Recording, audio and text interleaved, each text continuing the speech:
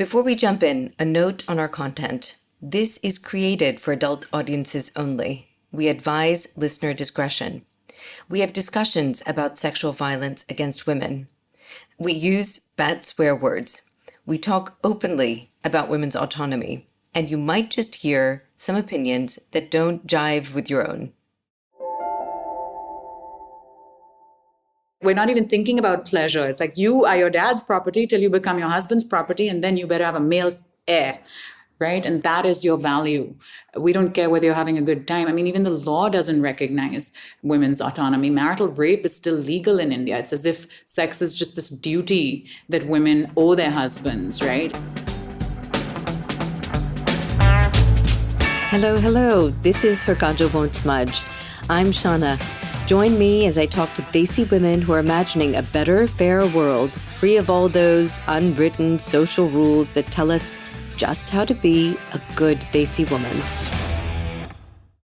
I'm pretty sure all of us have sat through Desi movies and TV dramas where the romance goes something like this. The woman is so pretty and the guy is so strong and dashing. She falls for him, but she isn't a hoe bag because she does it demurely, reluctantly.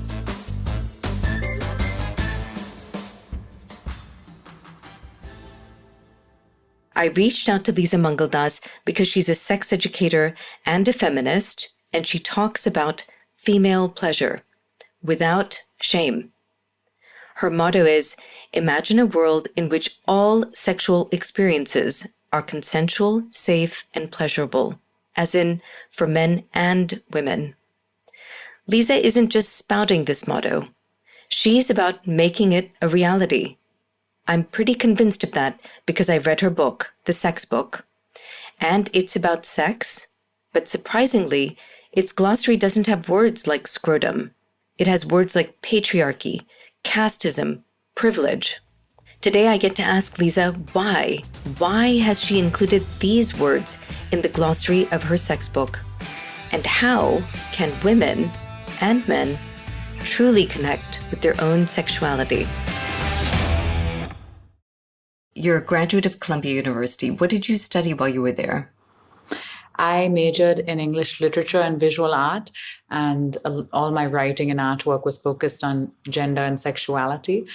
But I mean, I would have happily majored in undecided if I could have. I loved being an undergraduate in a liberal arts college, and I did the most diverse array of courses, from evolutionary biology to linguistics to the history of religion to art. And I mean, in a way, I feel like art and literature allows you to learn about history and psychology and culture and, so many different themes via the study of text and images and creating, writing and reading and making art and different kinds of visual media. So I would have happily studied a lot of things and had to kind of narrow down to something by the time it was my junior year. But I loved being a student, loved. Was it a surprise to you that you ended up in a career about sex education, or did you always have a kind of interest in exploring this as a career? And why did you choose to do it through the gender lens? What drew you to that? I've always been very interested in it, obviously, because it's a part of my identity that I am aware of and made aware of every day. And I've also always been really interested in sexuality. I think that, it's something we don't get to talk about very much publicly, especially in India. But I think it's such a fascinating part of being human. And, I think when you look back, things all make sense. But no, I didn't know exactly what I was going to do. And I actually started my sex education platforms on the internet as a passion project 5 or 6 years ago, alongside my career as a TV presenter. I had, when I graduated from college, the internet wasn't even a place where one thought one could make a career yet. It was more like this sort of place where you watched homemade videos for fun now and then. I don't think we were quite as reliant on the internet as we are now, even as recently as at least in India, as 2011, which was when I graduated. I don't think the idea of like a social media career existed back then. So I couldn't have foreseen it for myself yet. But I quickly realized that even journalism as a space was changing so much, and print media and television media was becoming less and less relevant, especially to young people who were, internet first. There was so much change right at the time when I started my career in the media. So kind of alongside this more mainstream TV stuff I was doing, I started a YouTube channel. Back then, Instagram wasn't video oriented. It was a photo sharing platform.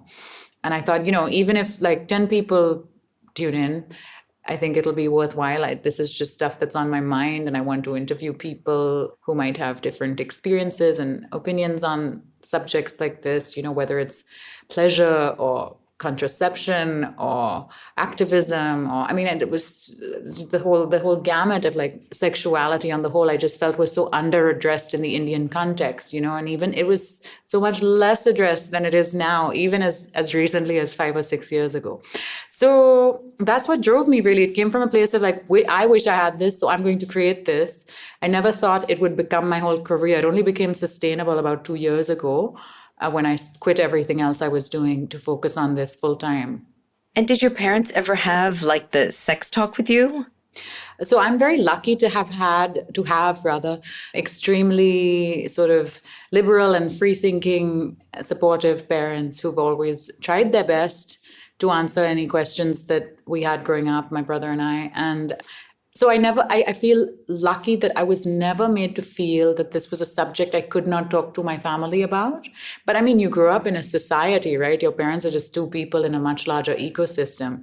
And so I think even though I had this tremendous privilege of having open-minded and non-judgmental parents, it is, I think, impossible to escape the shame and conditioning that comes with just being a member of a larger society. Also, like the heteronormativity and the kind of ideas around, gender expectations and what it means to be a good girl. I think even though my parents didn't necessarily impose those ideas, they're so omnipresent that you cannot escape them.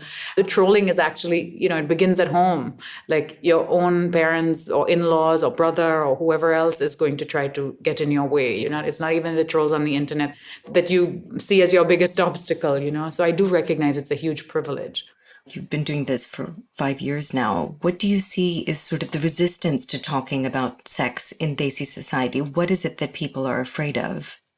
I think there's this idea that it is simply not appropriate to talk about this. Respectable people don't talk about this. Good girls certainly don't talk about this.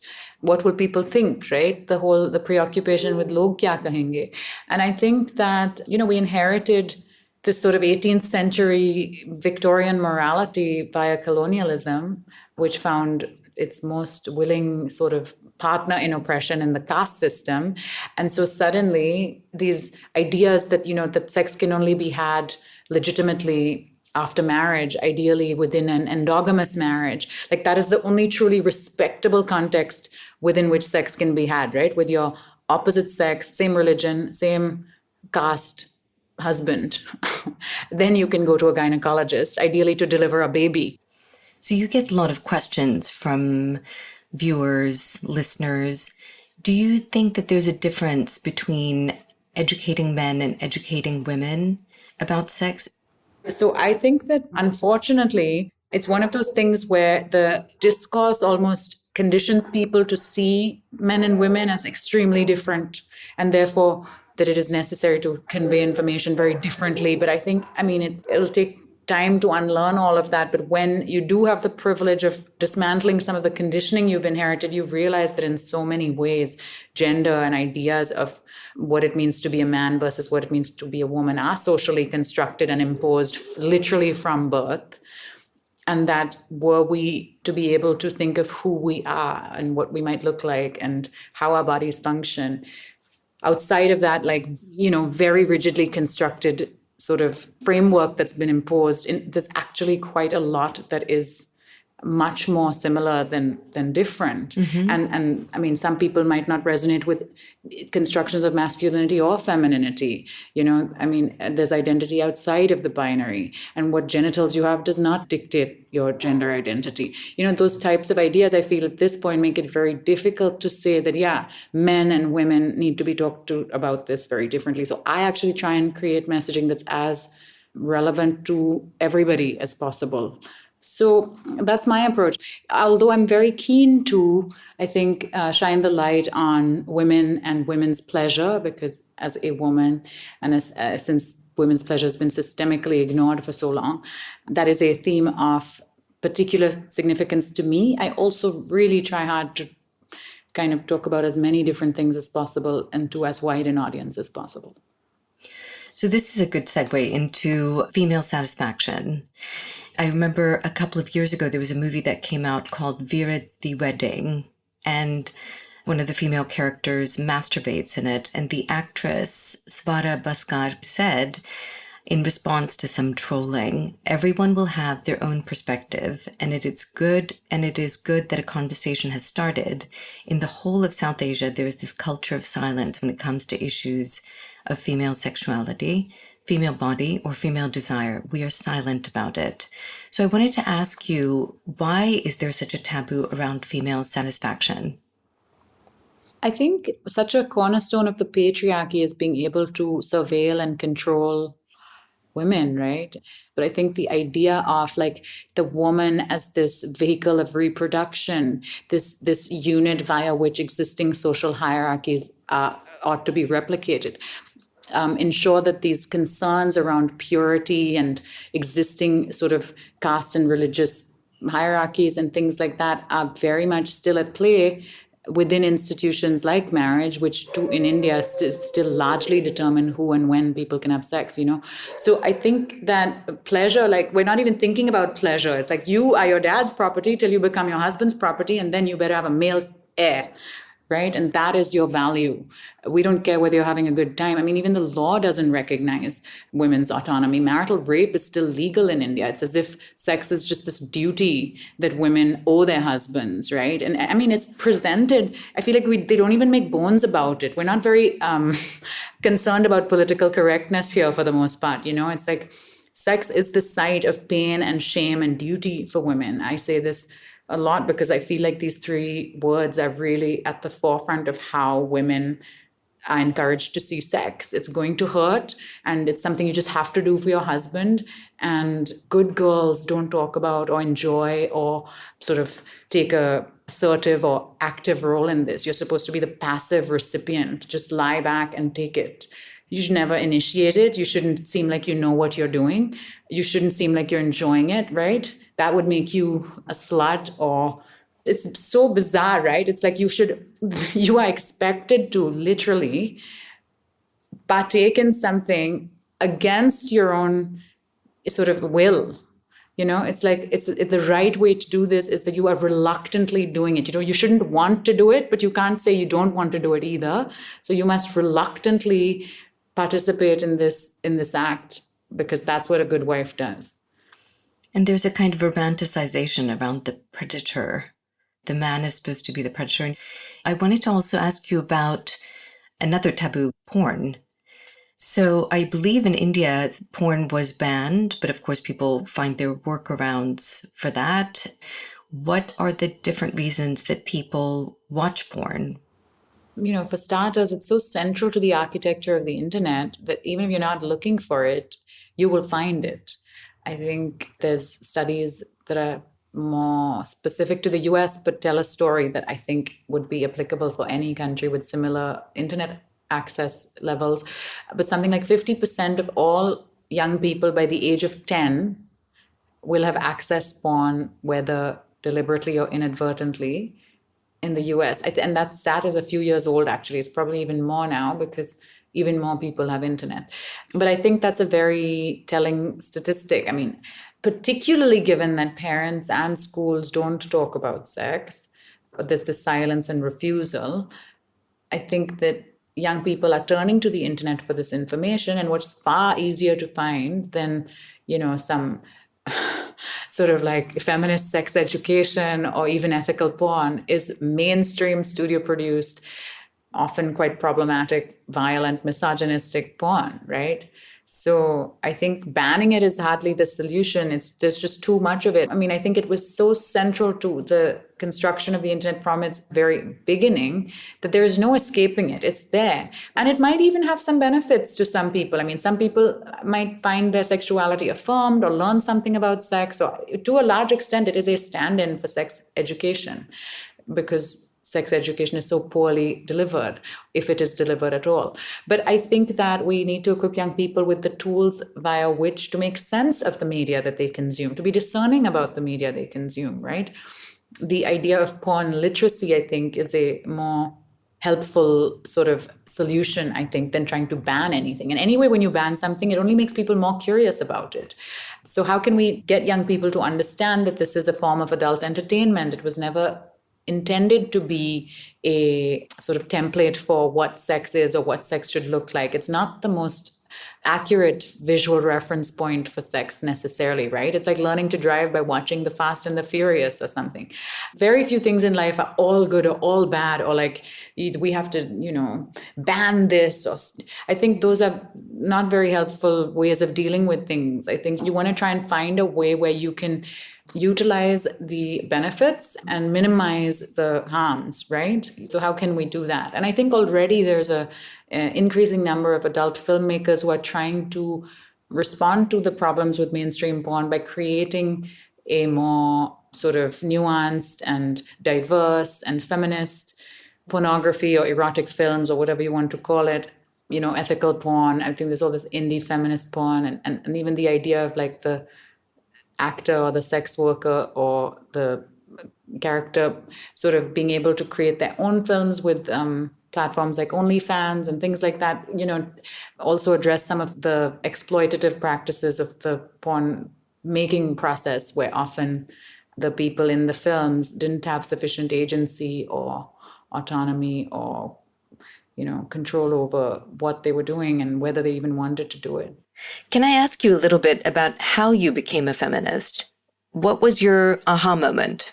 I'm so grateful and lucky to have been raised by extremely feminist women. My mom and her mom are both just my heroes. They are icons, truly. And so I think that from a very young age, I had role models in my life of women who were extremely self-aware and empowered and had opinions and were not going to tolerate any bullshit. And they stuck out, I mean, I feel like even up until my mother's generation, most women didn't have the option of working, for example. Many of my parents' friends, their moms didn't work, and that was just expected of them. My mom worked. She never changed her last name after marriage. They really did everything they could to be true to themselves. And that was just how it was. I think what was so exciting to see, and especially when you become more and more aware of the rest of the world, that your house and your family is just one tiny little fraction of like a much larger universe, right? As you become a teenager or whatever, an adolescent, you kind of gain that consciousness. I felt really lucky to have never been made to feel by people inside my own home or family as if my prospects were limited or restricted to these few things because I'm a woman. You know what I mean? I think that that's imposed by families so often. Like, these are the only things you can do, and this is how you have to be, and you will do this, and this is how women behave. And so I feel really lucky that I never had that. And in fact, that I had these really feisty and independent thinking women in the house. So yeah, I feel like I haven't been a feminist. I don't know. But I think your feminism evolves, right? And you realize also that nobody's feminism is perfect. And even you can be a feminist and still end up making choices or slipping up or finding yourself in situations that don't feel very feminist, right? So I can't say that I have always been able to live up to the ideals of feminism in every aspect of my life. No, I mean, I've fucked up in so many ways so often, and society will ensure that you do, even when you know things. It's sometimes harder to actually in practice reject certain expectations or norms or situations or whatever it is than it is when you're constructing an Instagram post. So I can't say that I'm doing everything right. No, but I'm really glad I had reference points that provided a vision for something I could aspire to. It's a process, I think. Being a feminist is very much a process. You're constantly bombarded with situations at home and society where you have to kind of, rethink and remember. You've written the sex book, which I have to say I really enjoyed reading. And one of the things that I thought was so remarkable about this book is the glossary, because the glossary, I expected it would have words like, foreskin and breasts and whatever. But instead, it's got words like patriarchy, feminism, and ableism, words that I didn't expect to see in a glossary in a sex book. Why did you choose these types of words for your glossary?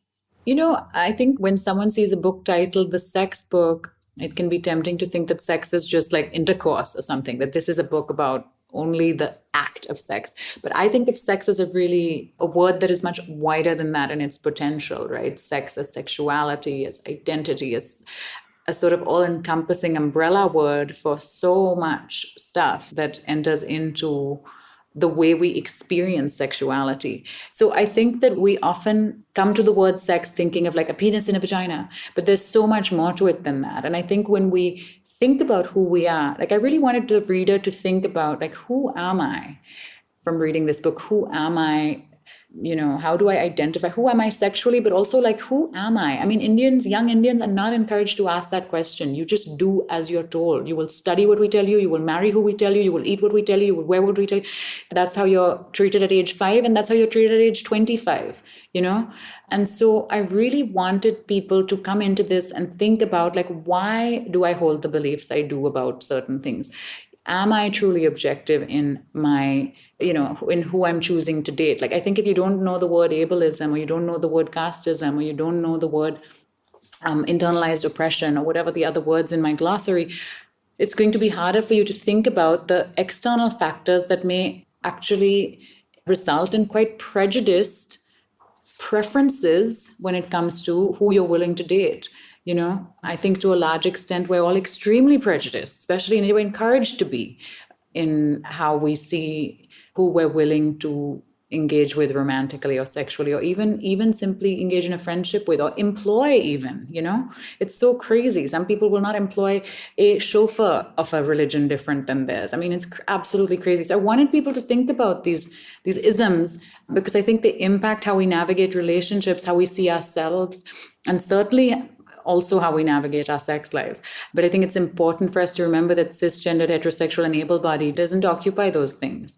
But basically, whether you're neurodivergent or you have a disability, we kind of pretend those things don't exist. Nobody ever talks about that. That's even a subject of further silence than even just sex in the most mainstream ways. So I think that while there's all that shame around losing your virginity before marriage or too early or whatever it is, there's also all this shame around remaining a virgin, right? That you shouldn't have sex before what society says is right, but then you also shouldn't have not had sex by a certain age, right? And there's this idea that like, if a man hasn't had sex, he's a loser. And, so I think that actually that's also just as ridiculous.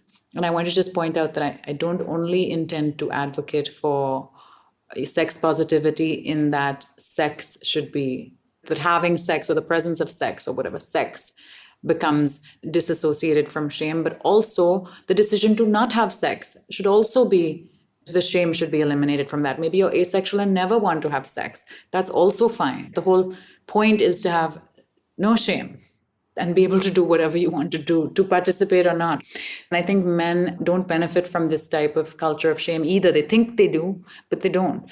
I think there's a lot of men who haven't yet had sex, especially in India, and feel really bad about it. That's the sense I get from the whole predator gatekeeper thing, where men are supposed to be predators and women are supposed to be gatekeepers. And I think globally we're seeing also the results of, with communities like incels and things like that. I think this culture of shaming people for having not had sex also has very dangerous consequences, just as shaming people for having sex can. Right. That's a whole other level. You've talked about how one of the things that you've really come to appreciate about the channel you started is how much unlearning you had to do. And you found yourself kind of thinking about things and rethinking about them. Could you share with us one of those things that you came up against and helped yourself sort of unlearn? When I was really young, I mean, I'm 32 now, but in my 20s, I guess, I don't know if that's really young or not, but whatever. In my 20s, I really thought that my pleasure was too much to ask for because it seemed so difficult. Like, how do I have an orgasm? I just am going to fake it because I don't want to hurt the guy, or I don't want to pretend. I mean, I don't want to seem like I don't know what I'm doing. I also don't want to hurt his ego, and it's going to take too long. And it just seemed like this is how it is. Like, this is what women do. I mean, maybe it feels good, but whether or not you're actually really enjoying yourself, you've got to pretend like you are, right? I think I didn't even know my own arousal, anatomy, and pleasure well enough to ask for what I wanted. And I had sufficiently internalized the type of messaging around women's pleasure being difficult. It takes a long time.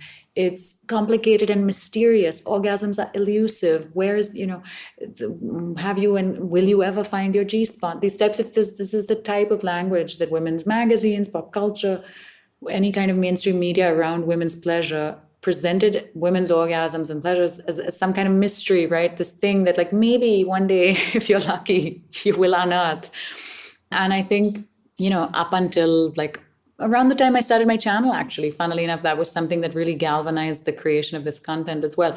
I really kind of didn't feel like I knew exactly how to like reach the maximum possible pleasure that my body can experience in bed. It felt accidental or, out of my control. And I also thought that it would rely on the skill level or like commitment in a physical sort of way of the partner. And it was only after I bought my first vibrator that I realized how easy it is actually. Like I can orgasm in 3 minutes, every time. It's not that difficult. But if we construct sex as this penetration-centric act, focused around erection, penetration, ejaculation, and it ends when he comes, and clitoral stimulation is like, a happy accident if it happens at all, then of course we're not going to orgasm, right? I mean, so often men will literally have sex with you as if they're masturbating inside of you, especially casual sex. Like that's how it feels, right? So many men don't even know where the clitoris is. And because we never talk about it, many women also don't realize how central it is to the experience of orgasm for most people with vulvas. Just penetration. I mean, you end up just looking at the ceiling fan sometimes, coupled with clitoral stimulation, it's more likely to yield a orgasmic result. Whereas we just never learn about this stuff. Clitoral stimulation is relegated to the realm of foreplay. If it's even talked about at all, it's often just entirely ignored. And of course, there's other ways to orgasm. I'm not saying that's the only way, but it is the most effective route for most people. And it's something we don't ever learn about. It would be like approaching sex with a man without knowing where the penis is. That would be unthinkable to men, but that's literally how sex can feel for most straight couples where nobody's paying attention to the clitoris. So I think like those types of things, like, feeling entitled to pleasure, feeling entitled also to being able to be assertive and sexually confident, like that's okay to do. I think these ideas of being a good girl, I was definitely, even though I had a very, very supportive family, et cetera, et cetera, I think I'm a people pleaser and always I wanted to get straight A's. I wanted the gold stars. I feel like in my general life, some of the same character traits that might have made me a good student or a good daughter or whatever else, also translate into like thinking that the other person's pleasure really matters and yours doesn't. And I think that's actually such a kind of ideal set for South Asian women, that you must always minimize your needs. And actually not even just South Asian. I mean, I think the construction of womanhood is such that the good woman must minimize her needs, must be sacrificial and benevolent and constantly give, right? You're supposed to only give and not take. And you're supposed to be just this paragon of kindness and empathy and somehow a support for everyone else, but never advocating for yourself. Those types of ideas, I feel like I definitely somehow did very much feel beholden to and I'm still working on letting go of. Society wants women to remain pure and chaste. And if we were to run that through the glossary that you have at the beginning of your book, how could we try to unlearn some of the isms around that concept?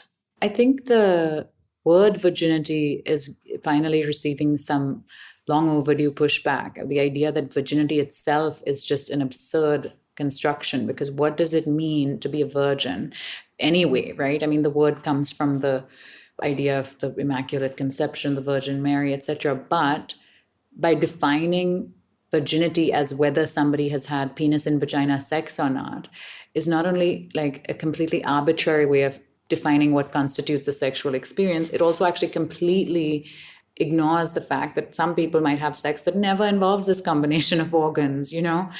It's like a big fairy tale, the idea of virginity.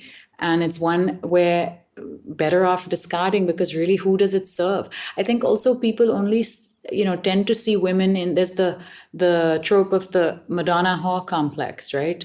You're either a virgin or a whore. There's no middle, like somehow you can either be respectable or sexy. There's a certain type of woman you want to fuck and a different type of woman you want to marry. Like, what is this bullshit? It's so frustrating for the view to be so limiting and so sort of stereotypical, and to want to box people like that, I think, is so frustrating.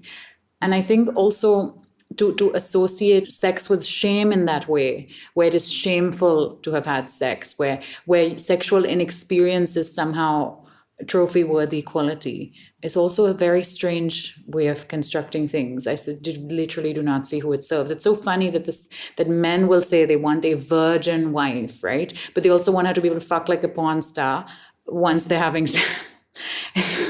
It's so bizarre. And it has really dire consequences. I mean, even in 2023, there are women who are being killed for not bleeding on their wedding night, or, for having been discovered to have had a previous relationship before marriage, or that is still happening in various parts of the world, including the region we inhabit. So like in 2023, how is that acceptable? Absolutely.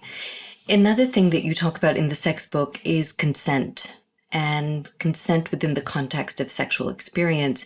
And you make the point that to better navigate consent in our sexual relationships, we need to value consent in all areas of life. And then you talk about how, for a lot of people, they don't get to choose who they marry.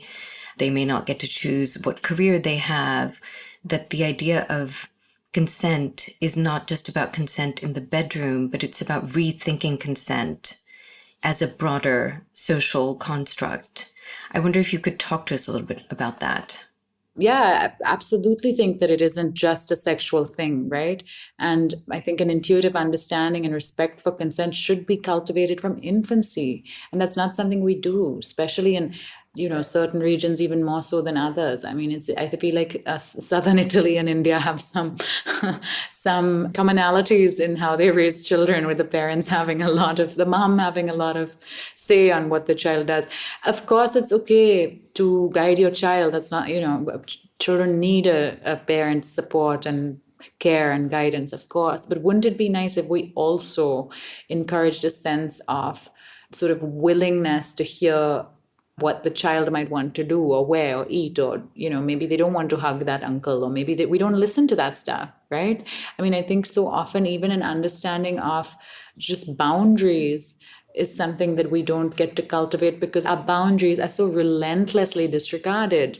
Part of that has to do with the fact that often in a developing country, most people have so little privacy that you're not even physically able to have any boundaries. You don't have a space of your own. You're sharing bedrooms, bathrooms, this and that, and the youngest members of the family, and most likely the young girls, they're like the bottom of the pecking order in terms of who gets access or any kind of alone time, or like even the idea of any boundary at all. So I feel like, it's a tall order too, because we have so many different issues at play in a society like ours, where even if you wanted to provide better, often the economic circumstances don't allow you to. But I think it would be wonderful if as parents, instead of constantly having the "you will do as I say" approach, we also listened, whether it's small things like even between two kids, whether you're willing to share or whether you want to do something with them or not. I think instead of the two parents deciding what the kids should do, wouldn't it be nice if children were encouraged to be respectful and kind to each other, such that it just became the default? It didn't have to be, a do as I say thing. You're not being kind because your parent is telling you to be kind. You're being kind because you understood from a very young age that it matters how something makes the other person feel, not just how you feel. I mean, those are such basic ideas, but often we don't cultivate that understanding. If the only reason a kid is doing something is because you told them, then even the good things they're doing is coming from a place of fear of following the rules, not a sort of intuitive understanding that the other people matter and, or what I'm doing has consequences that go beyond just me. So I feel like, yeah, in so many ways, a culture of consent has to extend way, way beyond and well before you're ever in a bedroom with a sexual intention. Right. So I wanted to just say that you're a sex educator, that's for sure, and you're a damn fine one at that. But I think you're so much more than that too, because you're talking about sex, not just from the point of view of like sex and orgasm and foreplay, but from the view of how we are conditioned by society to see everything through this very narrow, binary, cisgender, heteronormative, male gaze lens, and which frankly doesn't serve any of us, not even the men, as you've said many times. So I just want to thank you for that, Leeza. And it's been such a pleasure to have you on our podcast today. Thank you so much for having me, Shana. It was my pleasure entirely. And thank you for the amazing work you're doing. It means so much to be a guest on your podcast and to have you elevate women like this. Thank you. Thanks so much.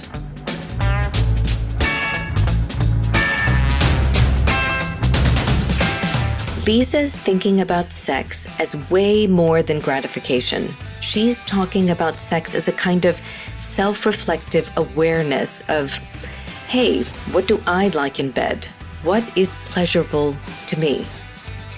And to answer these questions, we've got to unlearn a lot of stuff that's been passed down about what is quote-unquote acceptable.